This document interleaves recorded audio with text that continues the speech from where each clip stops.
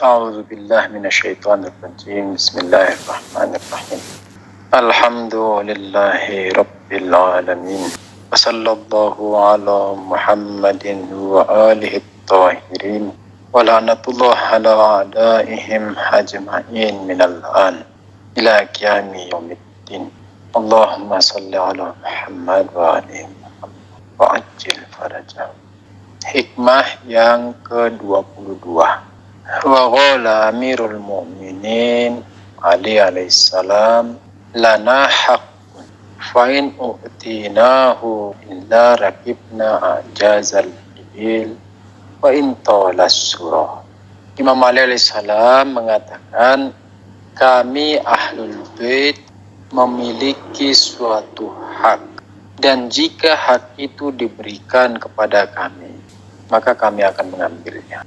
Namun jika tidak, yakni jika hak itu dirampas dari kami, dan jika hak itu tidak diserahkan kepada kami, maka kami akan menunggangi onta yang paling belakang, sekalipun malam yang panjang akan menyelimuti kami. Untuk memahami hadis ini, pelan-pelan, kita perlahan-lahan. Yang pertama, menunggangi onta yang di belakang itu maksudnya apa? Antum jika melihat, mungkin satu kali pernah melihat di film, atau mungkin yang pernah ziarah Harbain, pernah melihat di Iran maupun pernah melihat di Irak, jika seandainya ada satu kafilah atau ada suatu rombongan, yakni kafilah atau rombongan onta. Jadi misalnya anggaplah ada 20 onta gitu ya. Jadi anggaplah ada 20 onta. Onta itu kan jalannya itu beriringan. Jadi istilahnya saling membuntuti. Onta itu kalau jalan saling membuntuti. Jadi yang satu di depan, nanti yang belakang itu ngikuti yang di depan. Onta itu jalannya gitu. Anggaplah ada satu rombongan, satu kafilah, sebanyak 20 onta. Umumnya di zaman dahulu itu, zaman lalu, yakni di zaman Amirul Mukminin Imam Ali alaihissalam, itu orang-orang pembesar atau orang-orang yang dimuliakan, orang-orang yang memiliki kedudukan yang tinggi seperti pejabat atau seperti pemilik budak, itu duduknya di ontak yang depan. Jadi ontak nomor 1, nomor 2, nomor 3, nomor 4. Sedangkan orang-orang yang terhina seperti para budak misalnya, atau para tawanan misalnya, ya, para budak atau para tawanan, maka mereka akan dinaikkan di onta yang paling belakang. Oke, jadi udah bisa kan ya dapat gambarannya. Jadi seandainya ada iring-iringan onta, satu kafilah iring-iringan onta, maka orang-orang pembesar, orang-orang yang memiliki kedudukan, kemuliaan, pejabat dan sebagainya itu, atau sang pemilik budak kalau zaman dulu, itu mereka akan duduk di onta yang bagian depan. Terus orang-orang yang terhina, orang-orang budak, orang-orang tawanan dan sebagainya itu akan duduk di ontak yang bagian belakang. Hal ini juga sebenarnya persis dengan keadaan kita sekarang. Gimana itu?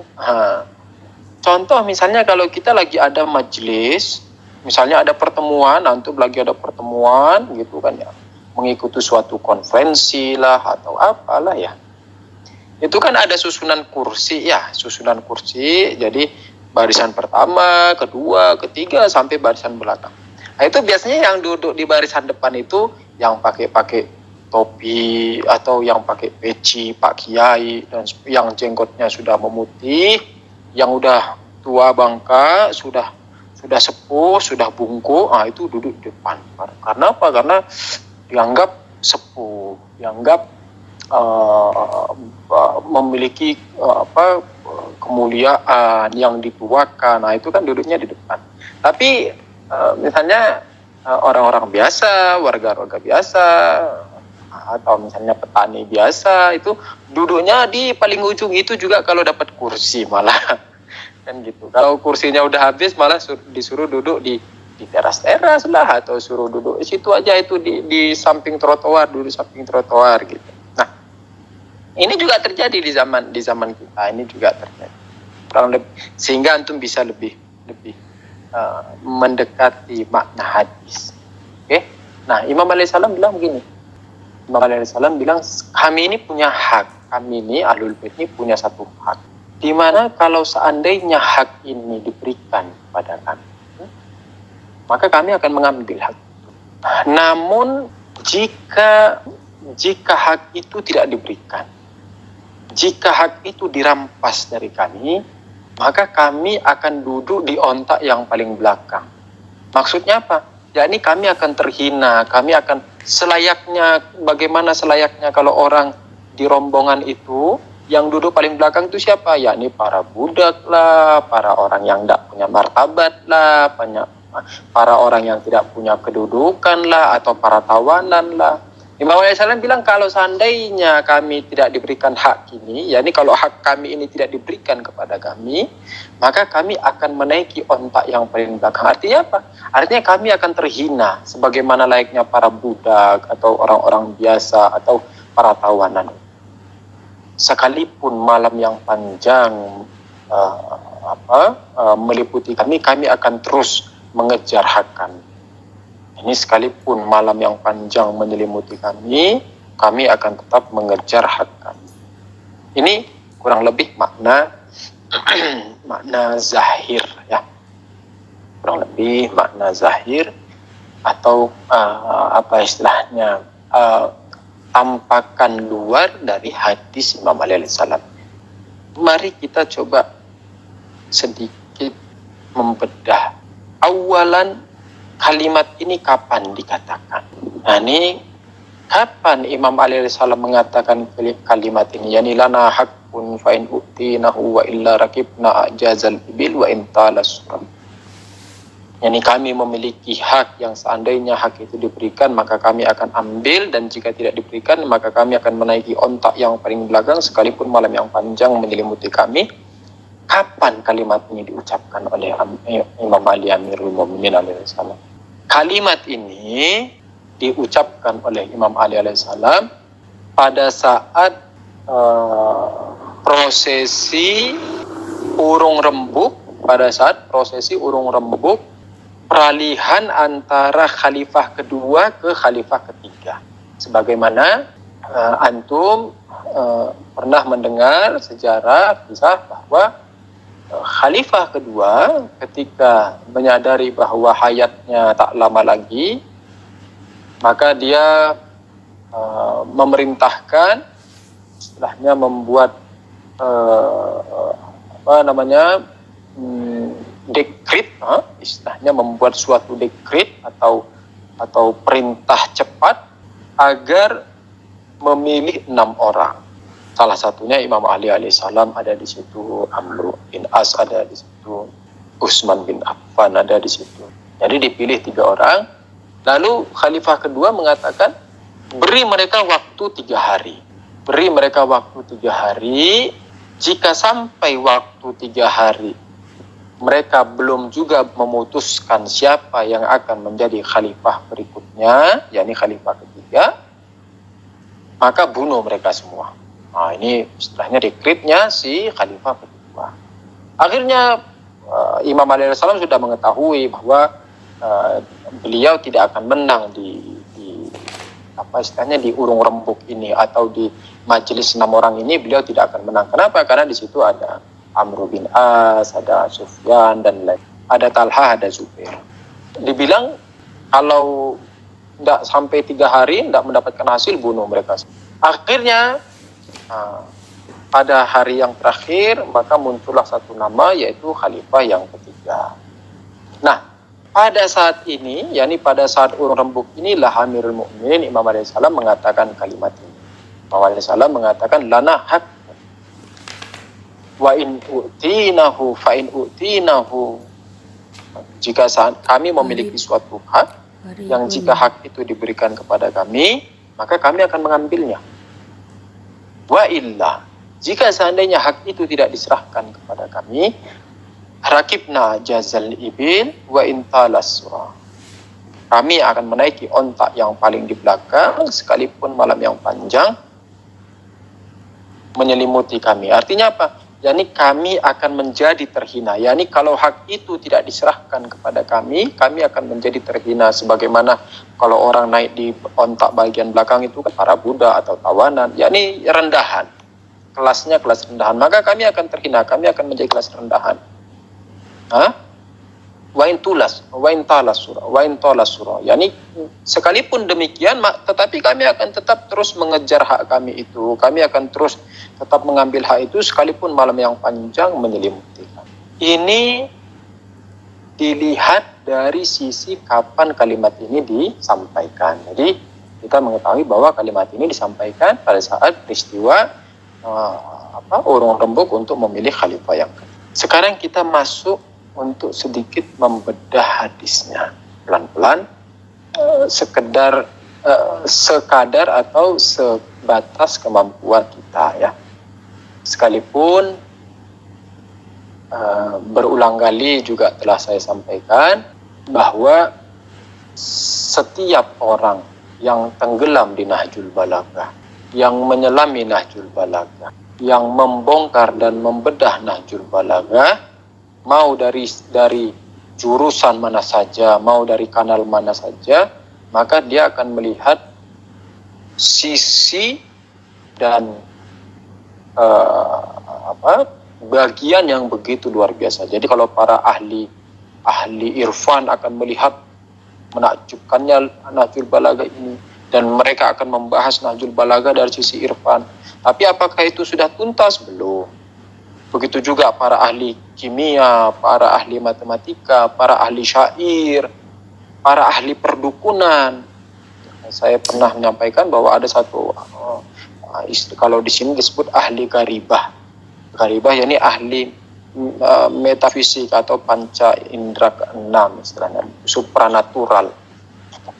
Dia mengatakan setiap kali saya membedah Nahjul Balaghah, saya mendapatkan pintu-pintu baru untuk membuka cakra-cakra ini. Istilahnya begitulah. Ana juga tidak terlalu faham tentang ilmu-ilmu perdukunan. Ala kulli hal, yakni maksud ana ini, siapa saja yang mau membedah Nahjul Balaghah, dia tidak akan berani mengatakan saya sudah memahami Nahjul Balaghah dengan seutuhnya. Itu tidak. Banter-banternya dia akan mengatakan saya memahami Nahjul Balaghah dari sebatas kemampuan ilmu saya ini. Oke, kita juga berusaha untuk sampai di sini. Yani berusaha untuk sampai minimal sebatas kemampuan kita membedah Nahjul Balaghah. Insyaallah taala. Awalan, Imam Ali alaihi salam mengatakan lana hakun. Hak. Pembahasan hak tidak mungkin lepas dari kewajiban. Yakni di mana saja ada hak, maka di saat yang sama pasti ada kewajiban. Contoh misalnya, antum semua misalnya memiliki hak untuk, anggap misalnya gini, antum bekerja di suatu perusahaan ya. Antum bekerja di suatu perusahaan, lalu gajiannya setiap tanggal berapa? Misalnya gajiannya setiap tanggal 5. Setiap tanggal 5 gajian. Nah, sekarang sudah tanggal 5. Berarti apa? Berarti antum punya hak. Apa hak antum di setiap tanggal 5 ini? Untuk mendapatkan gaji atau upah pekerjaan. Pada saat yang sama, di saat antum memiliki hak untuk mendapatkan upah antum, untuk mendapatkan gaji antum, pada saat sama, di balik sana, yakni orang yang harus memberikan hak itu, maka baginya adalah suatu kewajiban. Maka bagi dia adalah suatu kewajiban untuk memberikan hak antum. Jadi dilihat dari sisi antum itu adalah hak, dilihat dari sisi dia itu adalah, yakni dilihat dari sisi si manajer atau dilihat dari sisi si perusahaan, itu adalah suatu kewajiban. Atau misalnya kita narik ojek misalnya ya. Misalnya Yusuf narik ojek. Oke, Yusuf narik ojek dari Bogor sampai ke Bekasi misalnya. Set, sudah sampai di Bekasi ini. Berarti Yusuf punya hak sekarang. Anggaplah tarif ojeknya Yusuf ini misalnya 50.000 ya. Berarti Yusuf punya hak 50.000. Dari siapa? Dari si penumpang. Dan begitu juga di saat yang sama si Yusuf memiliki hak 50.000, maka di saat yang sama si penumpang memiliki kewajiban 50.000 untuk diberikan dan diserahkan kepada si Yusuf. Berarti apa? Ketika Amirul Mukminin Imam Ali salam mengatakan kami memiliki hak, maka pada saat yang sama ada kewajiban yang belum dituntaskan, ada kewajiban yang belum diberikan. Ketika Amirul Mukminin mengatakan kami memiliki hak, maka ada kewajiban dan ada suatu keharusan yang belum diserahkan dan belum dituntaskan kepada mereka. Pertanyaannya, haknya ini dari siapa? Yani haknya Amirul Mukminin ketika mengatakan kami memiliki hak itu, haknya ke atas siapa? Sehingga baginya itu menjadi suatu kewajiban untuk menyerahkan kepada Amirul Mukminin alaihissalam. Ini haknya ini dari siapa harus diambil? Tentu dengan melihat karinah-karinah, dengan melihat tanda-tanda yang mendekati makna dari hadis, dengan melihat aspek-aspek peristiwa, kronologi, dan hal-hal yang bisa mendekatkan kita kepada pemahaman terhadap makna dari perkataan berikutnya, dari perkataan Amirul Mukminin, maka maksudnya ini adalah hak terhadap para muslimin. Yakni kami Ahlul Bait memiliki hak ke atas para muslimin. Kami Ahlul Bait memiliki hak kepada orang-orang Islam. Bahkan lebih dari itu, kami Ahlul Bait memiliki hak kepada seluruh makhluk. Berarti, ketika Ahlul Bait memiliki hak kepada para muslimin, kepada orang-orang Islam, khususnya kepada orang-orang mukmin Syiah, pada saat yang sama adalah suatu kewajiban, adalah suatu keharusan bagi seluruh muslim, khususnya mukmin, untuk menyerahkan hak itu kepada Ahlul Bait alaihissalam. Pertanyaannya, lalu apa haknya itu? Jadi apa haknya Ahlul Bait kepada para muslimin, kepada para mukminin, atau bahkan kepada seluruh makhluk itu? Apa hak Ahlul Bait? Kita bisa banyak memberi option atau bisa banyak memberi pilihan. Mungkin ada orang mengatakan tanah pada, mungkin ada orang mengatakan kepemimpinan, mungkin ada orang mengatakan wilayah, mungkin ada orang mengatakan hak pemerintahan, mungkin ada orang mengatakan hak untuk dihormati, hak keamanan, dan sebagainya kan ya. Namun dari semua ini tentu ada satu hak yang paling utama. Ada satu hak yang paling utama yang sesuai dengan keadaan ketika kalimat ini dikatakan. Ini kalimat ini dikatakan tadi kapan? Ketika sedang proses pemilihan khalifah berikut. Maka tentu hal ini membahas tentang kepemimpinan. Hal ini membahas tentang ketaatan. Hal ini membahas tentang wilayah. Maka ketika Amirul Mukminin mengatakan lana hakun, yakni kami memiliki hak, maka kita bisa meraba dan juga bisa sedikit nafsirkan maksudnya hak di sini adalah hak wilayah, hak imamah, hak ketaatan. Yani kami memiliki hak untuk ditaati. Ketika kami memiliki wilayah, maka semestinya umat muslim menaati kami. Ketika kami memiliki wilayah, maka seharusnya muslimin itu tunduk pada kami. Ketika kami memiliki wilayah, maka kami memiliki kuasa terhadap seluruh muslimin. Maka kami memiliki hak. Apa haknya? Yakni hak wilayah. Wilayah itu Amirul Mukminin Ali alaihissalam. Oke? Ini kami memiliki wilayah. Di mana jika wilayah itu diberikan kepada kami, maka kami akan mengambilnya. Yani seandainya kalian memberikan ketaatan kepada kami, kurang lebih kalau mau di bahasa mudahkan atau di bahasa rumahan istilahnya. Yani kalau kalian berikan ketaatan kepada kami, yani kalau kalian taat kepada kami, kalau kalian jadikan kami sebagai pemimpin kalian, man kuntu maulahu faza aliyun maulah, kalau kalian jadikan kami sebagai pemimpin kalian, kalau kalian taat kepada kami, kalau kalian jadikan kami sebagai wali amri muslimin, maka kami akan mengambilnya. Dan kami akan mengatur kalian, dan kami akan menerapkan hukum-hukum Islam, hukum-hukum ilahi, sebagaimana semestinya. Dan kami memastikan bahwa kalian akan hidup dengan ketentraman. Islam akan jaya. Wa illa, jika seandainya hak kami tidak diberikan kepada kami, rakibna ajazal ibil, kami akan menunggangi ontak yang terbelakang. Artinya apa? Yani kami akan terhina. Yani kalau hak itu tidak diberikan kepada kami akan terhina.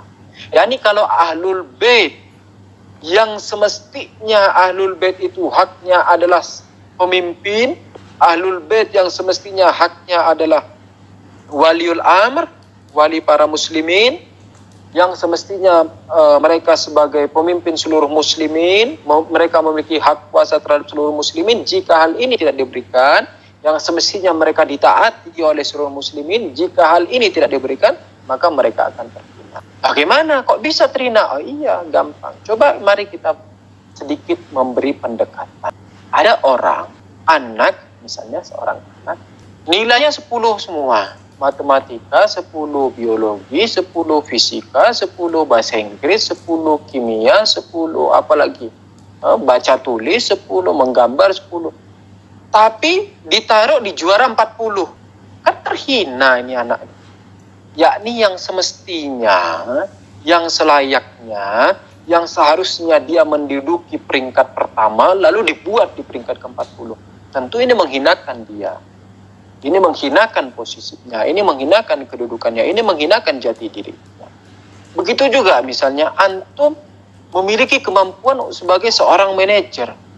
Antum sudah doktor, apalagi misalnya ahli marketing, sebelumnya telah berprofesi sebagai manajer di perusahaan-perusahahan besar, lalu tiba-tiba masuk perusahaan kecil, anggaplah perusahaan apa, misalnya perusahaan tahu tempe misalnya, masuk di perusahaan tahu tempe, terus antum dijadikan sebagai apa? Sebagai tukang pengaduk santannya kedelai, misalnya gitu. Kan ini berarti merendahkan derajat antum, yakni tidak sesuai dengan posisi antum, tidak sesuai dengan kedudukan yang semestinya antum dapat, dan ini tentu merendahkan antum. Dan begitu juga Ahlul Bait alaihissalam. Mereka memiliki suatu hak, di mana hak ini yakni hak atas wilayah. Mereka berkuasa terhadap seluruh muslimin, mereka menguasai seluruh muslimin, mereka adalah wali amirul mukminin, mereka adalah pemimpin seluruh muslimin, mereka memiliki hak tasarruf, hak hak dalam menentukan sikap-sikap seluruh muslimin. Namun hak itu tidak diberikan. Tentu mereka akan terhina. Tentu akan terhina, sebagaimana seseorang yang semestinya juara 1 ditaruh di juara 40. Maka Amirul Mukminin mengatakan, wa illa, jika hak itu tidak diberikan kepada kami, rakibna ajazal ibil, kami akan menaiki onta yang terbelakang. Yani apa? Yani kami akan terhina sebagaimana terhinanya para budak dan para tawanan dan orang-orang rendahan. Wa intala surah, sekalipun malam yang panjang menyelimuti kami tak akan berhenti untuk mengambil hak. Demikian untuk kajian hari ini. Semoga kita bisa memberikan hak para a'immah sebagaimana yang dikatakan oleh Amirul Mukminin Ali alaihissalam. Yakni saat ini imam kita, yakni imam zaman ajalallah farajul syarif. Di dalam sebuah hadis diriwayatkan, man mata walam ya'rif imam zamanihi mata mitatan jahiliyatan. Jika seseorang mati dalam keadaan tidak mengenali imam zamannya, maka dia akan mati dalam keadaan jahiliyah. Berarti bagi kita adalah suatu kewajiban untuk mengenal imam zaman. Dan bagi imam zaman ajalallah farajah syarif adalah suatu hak untuk dikenali. Bagaimana tadi dikatakan, di mana ada hak di situ ada kewajiban, dan di mana ada kewajiban di situ ada hak. Imam zaman ajalallah farajah syarif memiliki hak untuk dikenali, maka kita wajib untuk mengenali. Setelah kita mengenalinya lalu apa? Yakni kita menjadikannya sebagai pemimpin. Maka kita wajib untuk menjadikan Imam Zaman ajalallahu farajah syarif sebagai pemimpin, dan Imam Zaman memiliki hak sebagai pemimpin ke atas kita. Setelah itu apa? Ketika kita menjadikan Imam Zaman sebagai pemimpin ajalallahu farajah syarif, maka kita wajib untuk mentaati dan mengikutinya. Dengan demikian maka Imam Zaman ajalallahu farajah syarif memiliki hak untuk ditaati, dan demikian kita hidup ini. Jadi ada hak, ada kewajiban. Kita mengenali apa hak kita dan kita mengenali apa kewajiban kita. Khususnya kita sebagai di dalam petikan doa nutbah dikatakan di dalam petikan salah satu petikan doa nutbah dikatakan, di mana engkau wahai orang yang menjadi perantara antara langit dan bumi. Ini Imam Zaman ajalallahu farajah syarif adalah sosok yang menjadi perantara turunnya rahmat dari Allah Ta'ala. Imam Zaman ajalallahu farajah syarif adalah sosok perantara hubungan langit dan bumi, malaikat dan manusia, urusan-urusan Tuhan dan manusia. Yani beliau adalah tali penghubung manusia menuju hadrat ilahi. Maka semestinya dan wajib bagi kita untuk mengenali tali ini, untuk mengenali perantara ini, lalu menjadikannya sebagai pemimpin kita, sehingga kita wajib untuk mentaatinya dan wajib untuk mengikutinya.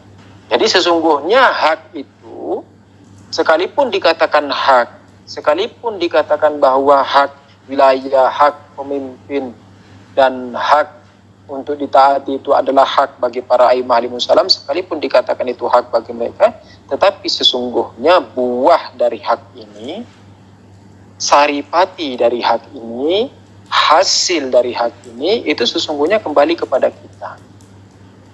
Sesungguhnya kembali kepada kita. Kenapa?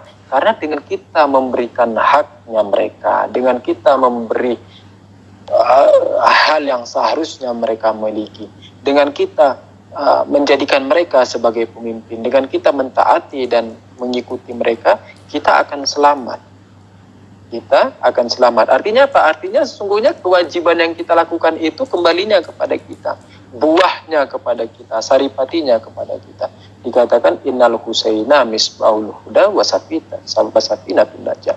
Imam Husain alaihissalam adalah lampu petunjuk.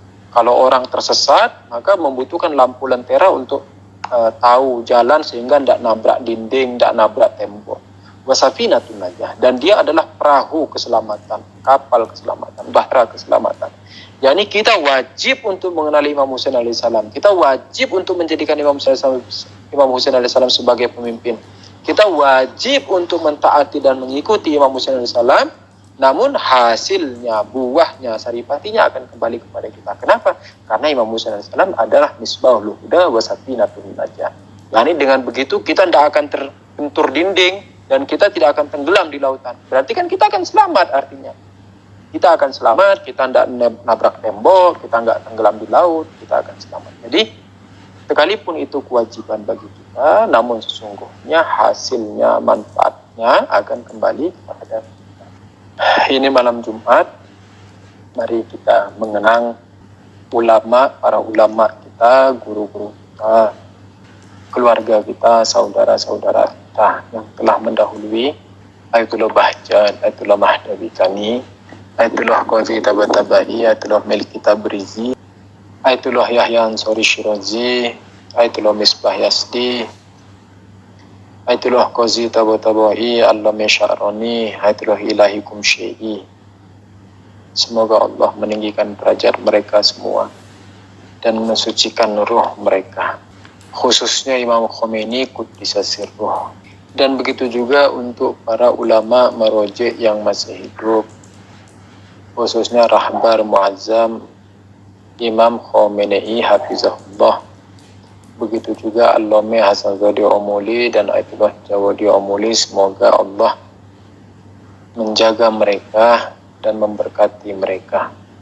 Begitu juga untuk para guru-guru kita, ustadz-ustadz kita yang membimbing jalan kita, yang telah menarik tangan kita, yang dulunya kita masih bergelimang dengan noda-noda hitam, yang dulunya kita masih terikat dengan belenggu-belenggu dan rantai-rantai kezaliman, yakni kebodohan itu, karena kebodohan adalah kezaliman, adalah kegelapan, dan mereka datang menjemput kita, menarik tangan kita, menunjukkan jalan kepada kita, jalan yang benar, jalan Ahlul Bait alaihimussalam ini.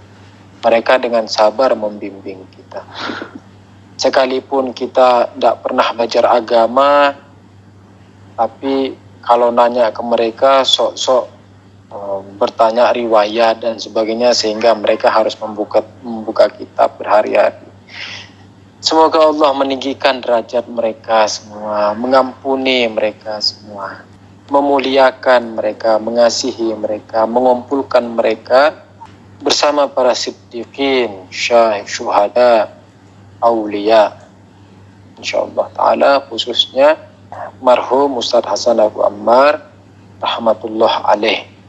Begitu juga Kang Jalal, Ustadz Toha, Ustadz Rusdi, Ustadz Ahmad bin Abu Bakar yang ada di Palu, dan ulama-ulama yang lain yang telah mendahului kita. Begitu juga untuk keluarga kita, abang kita, adik kita, bapak kita, ibu kita, anak kita, dan saudara-saudara kita. Semoga Allah merahmati mereka, mengampuni mereka, memaafkan ketergelinciran mereka, menutup mata dari kesalahan mereka, menerangi kubur mereka, dan mengumpulkan mereka semua bersama para wali-walinya, bersama para syuhada insyaallah ta'ala. Al-Fatihah ma'as-salawat. Allah ila taufiq wal hidayah. Assalamualaikum warahmatullahi wabarakatuh. Dikatakan wilayatu Ali ibn Abi Thalib hisni, faman dakhala hisni amina min azabi. Wilayah Amirul Mukminin Imam Ali alaihissalam adalah bentengnya Tuhan, dan siapa saja yang masuk ke dalam benteng Tuhan akan aman dari azab Tuhan. Namun perlu diketahui bahwa masuk ke dalam benteng Tuhan itu yakni kan masuk ke dalam, kita harus masuk ke dalam wilayah Imam Ali. Bagaimana caranya masuk ke dalam wilayah Imam Ali alaihissalam? Maka cara masuk ke dalam wilayah Amirul Mukminin adalah dengan bersungguh-sungguh menaati jalan para a'immah. Jadi selain mengakui bahwa Amirul Mukminin adalah imam yang hak, itu tidak cukup. Jadi hanya sekedar mengakui Imam Ali alaihissalam sebagai imam yang hak tidak cukup, melainkan juga harus dengan amal. Ini apa dengan amal? Ini kita juga harus beramal sebagaimana yang diperintahkan para a'immah. Kalau seandainya kita mau sekedar sedikit melihat, kalau seandainya kita mau sedikit merujuk kepada hadis-hadis para a'immah, maka kita akan menemukan bahwa begitu banyaknya hadis-hadis dari para a'immah yang memerintahkan kita, yang meminta kita untuk memperhatikan hak-hak saudara kita, untuk memperhatikan hak-hak para mukminin, untuk memberikan hak-hak saudara kita, untuk membantu kesusahan saudara kita, untuk segera menyelesaikan persoalan saudara kita, untuk selalu mengetahui keadaan saudara kita. Nah, ini semua, yakni bisa dikatakan hubungan sosial itu lebih banyak ditemui di hadis-hadis para a'immah. Ini tentang bagaimana kita berinteraksi dengan tetangga, tidak mengganggu tetangga, menghormati hak tetangga, menjaga keamanan tetangga.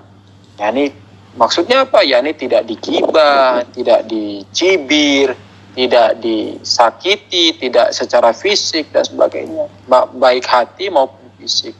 Keluarga juga begitu, tidak menyakiti keluarga, tidak menyakiti ayah, tidak menyakiti ibu, tidak menyakiti anak, tidak menyakiti istri. Hak istri itu harus diberikan, hak anak harus diberikan. Ini semua nanti kalau kita, sekalipun kita Syiah, kita mengatakan Syiah Amirul Mukminin, kita menangis di Asyura, tangisan kita bahkan sampai tangis darah, tapi hak-hak ini tidak akan bisa menyelamatkan kita. Jadi kalau kita belum memberikan hak-hak ini, Imam Husain AS tidak bisa nyelamatin. Jangan dikira bahwa, oh ana udah nangis darah untuk Imam Husain AS, itu tidak bisa nyelamatin. Kita tetap harus memberikan hak-hak. Istilahnya hak kunnas. Makanya dikatakan hak kunnas itu dikatakan berhati-hati dengan hak kunnas. Dikatakan berhati-hati dengan hak kunnas. Karena para a'immah itu tidak bisa nyelamatin di hak kunnas. Para a'immah itu tidak bisa nyelamatin di hak kunnas. Jadi misalnya anggap nauzubillah ya, nauzubillah. Anggap misalnya seseorang menikah, anggaplah nikah tamattu misalnya gitu. Kalau masih muda nikah tamattu. Terus punya anak, hamil gitu kan. Terus dia lari aja, enggak mau tanggung jawab si laki-lakinya. Nikahnya benar, udah nikah tamattunya benar. Enggak tahu apakah misalnya dengan izin, yang jelas sudah benar lah nikahnya, sudah benar, sudah dengan izin atau nikah dengan janda misalnya. Lalu hamil misalnya. Dan dia enggak mau tanggung jawab, udah pergi aja gitu. Lah si perempuannya oke lah, kamu enggak wajib menafkahi perempuan. Tapi anak itu adalah anakmu. Anak itu memiliki hak nafkah yang harus kamu nafkahi. Tidak bisa asal lari saja. Jadi sekalipun kita nangis darah, menangis Imam Husain AS, hal ini tidak akan membantu kita terhadap hal-hal kunnas ini, tidak akan membantu. Begitu juga saudara, tetangga, tiap pagi kita nyalain mobil, masih jam 5 subuh udah nyalain mobil. Terus mobilnya pakai knalpot racing misalnya, weng gitu kan, mengganggu tetangga itu lagi istirahat atau anaknya lagi sakit apa, dihidupin begitu, mengganggu tetangga. Kita nangis untuk Imam Husain AS juga tidak akan membantu nanti di akhirat untuk hal-hal yang hak kunnas. Atau misalnya kerjasama bisnis dengan teman, namun berkhianat dengan bisnisnya, membawa lari uang lah, atau menyelinapkan uang, ini tidak akan, tangisan kita kepada Imam Husain AS itu tidak akan mengobati dan tidak akan membantu kita nantinya untuk hal-hal yang seperti ini. Jadi berhati-hati sekali terhadap hak kunnas, hak anak yatim, hak mukmin yang lain. Seorang mukmin memiliki hak terhadap mukmin yang lain. Salah satunya apa? Salah satunya aman dari lidah. yakni tidak digibahi, tidak dicemooh, tidak difitnah, tidak diejek. Seorang mukmin memiliki hak terhadap mukmin yang lain. Apa itu? Untuk dibantu kesusahannya. Dikatakan dalam riwayat, jika ada seorang mukmin datang kepada kamu dan kamu mampu membantu, lalu kamu tidak membantunya, maka seluruh malaikat melaknatimu. Jadi tidak main-main kita memilih sesuatu itu ada efek samping apa saja. Antum mau pakai vaksin Sinovac ada efek samping. Mau pakai vaksin Pfizer, apalah, Anda tidak paham, Moderna, atau punya Iran, itu semua ada efek samping. Antum makan ada efek samping. Makan bakso ada efek samping. Makan apalagi yang enak-enak, misalnya makan empek-empek Palembang ada efek samping. Makan rendang ada efek samping. Makan nasi padang, semua ada efek sampingnya. Jangan dikira tidak ada efek samping.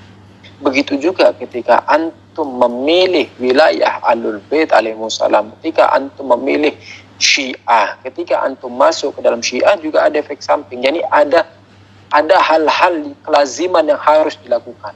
Salah satunya apa? Salah satunya memperhatikan hak-hak mukmin. Kalau ada saudara kita, yakni mukmin, saudara dalam bahasa saya, setiap kali saya mengatakan saudara, yakni saudara akidah, bukan saudara abang adik. Di dalam Syiah itu saudara abang adik itu hampir sulit ditemukan. Yang ada di riwayat-riwayat itu saudara yakni sesama akidah, yakni sesama Syiah. Yakni saudara Syiah datang memiliki masalah. Kalau kita bisa bantu, kita bantu. Kalau kita tidak punya untuk membantu dia, tapi kita tahu bahwa masalah dia itu bisa diselesaikan oleh si fulan, maka kita beritahu bahwa masalahmu bisa diselesaikan oleh si fulan, ke sana. Jangan justru saya tahu masalah dia ini bisa diselesaikan sama si fulan, tapi saya tidak mau kasih tahu. Jangan, antum khianat terhadap hak. Jadi berhati-hati terhadap hak mukmin. Kita ini hidup ini tidak lama. Ayuhal ikhwan, saudara-saudara aziz, saudara-saudara mulia, teman-teman terhormat semua, kita ini hidup tidak lama. Banter-banter 100 tahun itu juga kalau antum sampai. Banter-banter 100 tahun itu juga kalau antum sampai. 100 tahun dikurangi kita sekarang ini, ada yang sudah 40, 50, 30, tinggal 60 tahun lagi. Dan tidak lama, jangan dikira lama 60 tahun. Artinya apa? Artinya mari waktu yang sedikit ini justru jangan kita sia-siakan. Mari waktu yang sedikit ini justru jangan kita hambur-hamburkan. Analogi sederhananya gini. Antum, misalnya ya, antum dimasukkan ke dalam satu ruangan yang gelap. Antum dimasukkan ke dalam satu ruangan yang gelap sebagai hukuman. Nggak ada cahaya sama sekali. Masukkan ke dalam ruangan yang gelap, tidak ada cahaya sama sekali sebagai hukuman. Hukumannya berlaku selama 12 jam. Nah, saat ini antum sudah menjalani hukuman 10 jam. Tersisa 2 jam lagi. 2 jam ini hitjinis. Yani 2 jam ini tidak ada apa-apanya. Antum bertahan 2 jam lagi, antum akan selamat selamanya. Kurang lebih gitu. Hidup kita ini juga begitu. Seandainya pun kita ini susah sekarang ini, ya, apa istilahnya, ekonomi tidak terlalu murah, tidak terlalu bagus, jangan terus membuat kita jatuh ke tempat maksiat. Jangan terus kita berbuat haram. Jangan terus kita mengambil hak orang lain. Sekalipun susah, saat ini susah. Iya, Yusuf gimana ini? Perusahaanku bangkrut apa fulan? Iya susah, Ana tahu sekarang susah. Di Indonesia PPKM susah, Ana tahu. Ana juga menyadari seperti antum. Yang Ana mau katakan bahwa kalau antum bersabar 2 jam lagi, antum akan menemukan kenikmatan yang luar biasa. Jangan sampai 2 jam ini justru menghanguskan kenikmatan yang akan antum temukan itu. Jadi jangan sampai waktu 2 jam ini justru membuat antum jatuh kepada tempat yang tak pernah terbayangkan sebelumnya akan antum tempati. yakni tempat yang begitu buruk, tercela dan sebagainya. Nauzubillah min zalik. Faham kan ya maksudnya ya? Ana sedikit istilahnya menggunakan bahasa-bahasa yang tidak terlalu frontal, biar antum juga terbiasa dengan omongan saya yang istilahnya sok jelimet-jelimet ini. Oke, saya akhiri bila taufiq wal hidayah. Assalamualaikum warahmatullahi wabarakatuh.